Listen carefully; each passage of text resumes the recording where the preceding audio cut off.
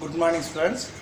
Today class la statistics la exercise 8.2 la third sum பார்க்கலாம்ப்பா.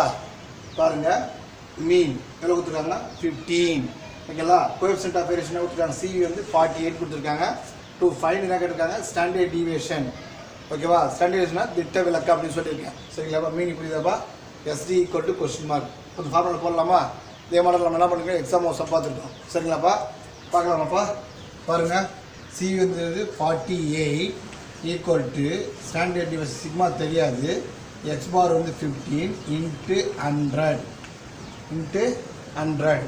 சரிப்பா நம்ம cut பண்ணிடலாமா 3 5s are 15 3 5s are 15 என்ன வரும் 25s are 100 இப்போ மல்டிப்ளை டிவைட் இருக்கிறது அப்போ நம்ம மல்டிப்ளை பண்ணிடும் சரிப்பா அப்போது 48 into 3 இங்கே மல்டிப்ளை ஆப்போசிட் வந்தோம்னா டிவைடாக பண்ணிடுவோம்ப்பா பை 20 ஈக்குவல் டு சிக்மா ஓகேடாம்மா புரியுதாம்மா